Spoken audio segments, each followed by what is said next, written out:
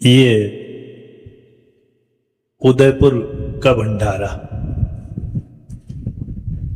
कई प्रकार से ऐतिहासिक भंडारा है। परम पूज्य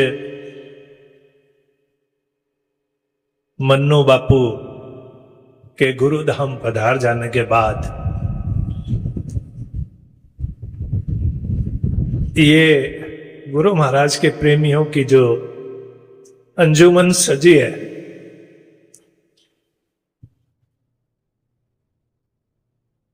इसके लिए क्या कहा जाए, शब्द नहीं है। परम पूज्य भैया ने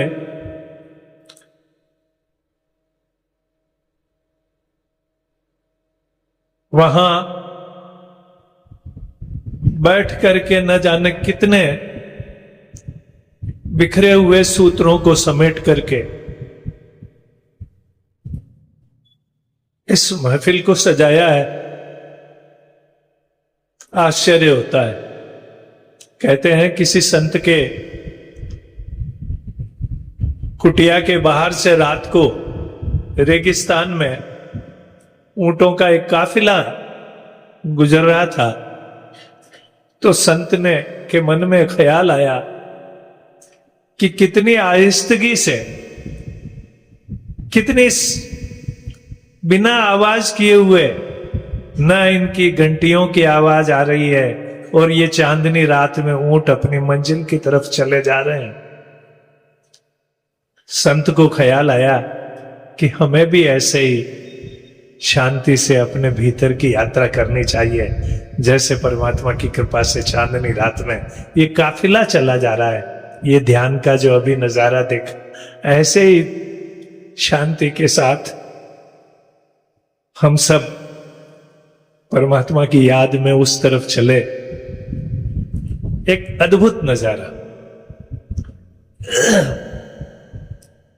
और फिर अधिक मास का ये पुण्य का महीना, ये बहुत सालों बाद आता है, और आता है तो पुण्य का अवसर है, सत्संग का अवसर है। ऐसे सत्संग के इस अधिक मास में हम सब उनके याद में बैठे, परमात्मा की याद में बैठे, उनकी बात करें। इससे अधिक और महत्वपूर्ण बात हो ही क्या सकती, इससे अधिक अच्छी बात क्या हो सकती।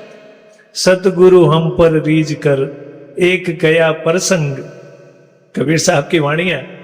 सतगुरु हम पर रीझ कर एक गया प्रसंग, बरस्या बादल प्रेम का भीग गया सब अंग। गुरु कृपा का नजारा है। एक रीझ कर, प्रेम के साथ गुरु कृपा जब बरसती है, तो उनके शब्द की जो चोट है, वो बरस्या बादल प्रेम का बादल बरसता। उनकी बात करने में प्रेम का बादल बरसता है। गुरु के शब्दों में वो बात, सतगुरु साचा सूर्यमा शब्द जो बाया, एक शब्द लागत ही मैं मिल गया। अंदर का अहंकार जो है वो हटा देते। मैं मिल गया, गया कलेजे चेक, कलेजे में उतर जाता है उनका शब्द। ये जो दिखाई दे रहा है, मुझे बहुत आश्चर्य हुआ कि हम कल्पना भी नहीं कर सकते थे कि उदयपुर सत्संग में इतनी संख्या होगी। इतने भाई न जाने कहां से कैसे बिखरे हुए सूत्रों को समेटना, यादव साहब का यहां पधारना, पुनः जो कई समय से हम लोग मिल नहीं पाए उन सबको मिला दिया भैया ने वहां बैठे बैठे। ये उनके शब्दों का ही तो कमाल है, ये उनकी वाणी का कमाल।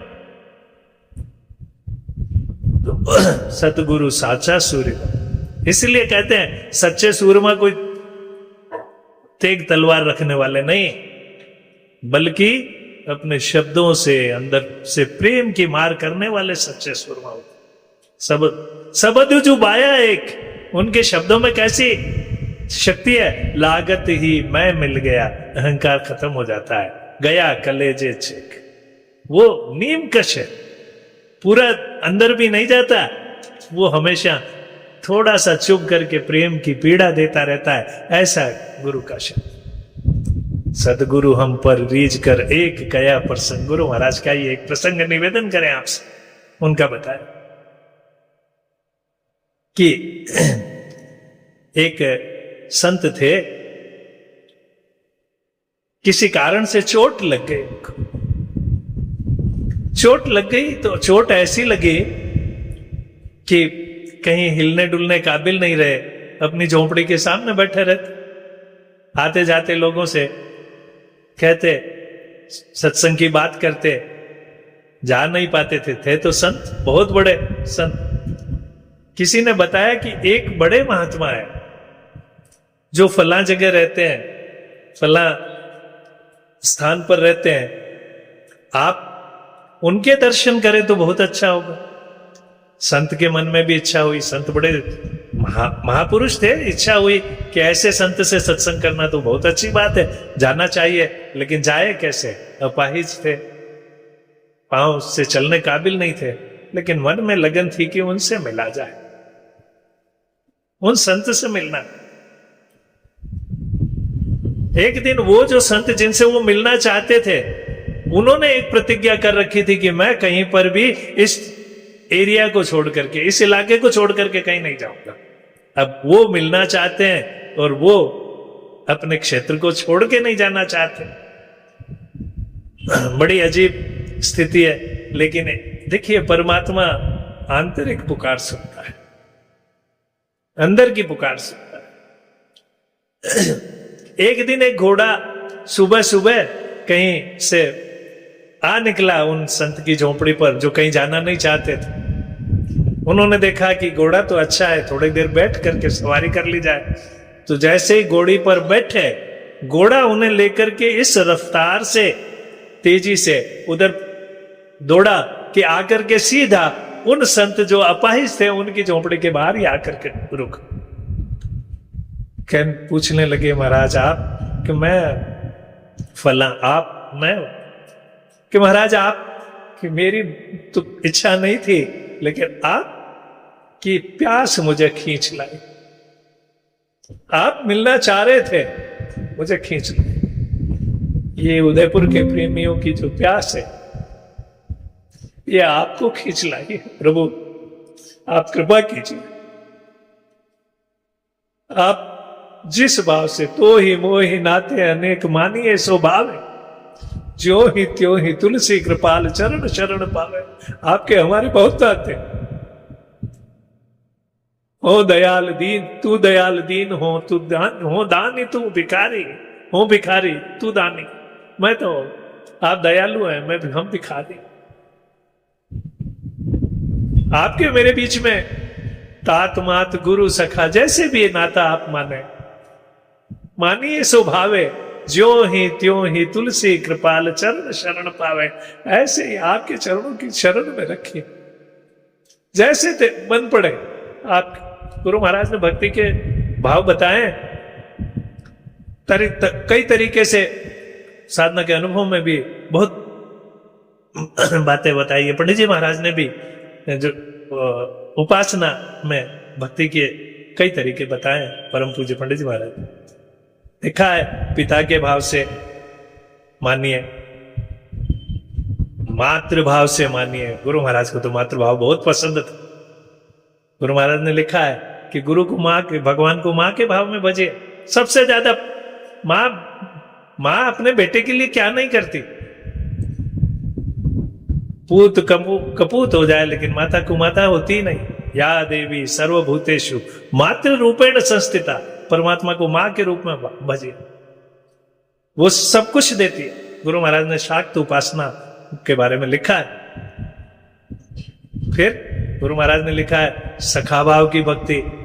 ये श्रीनाथ जी का महीना है, सखा भाव की भक्ति है।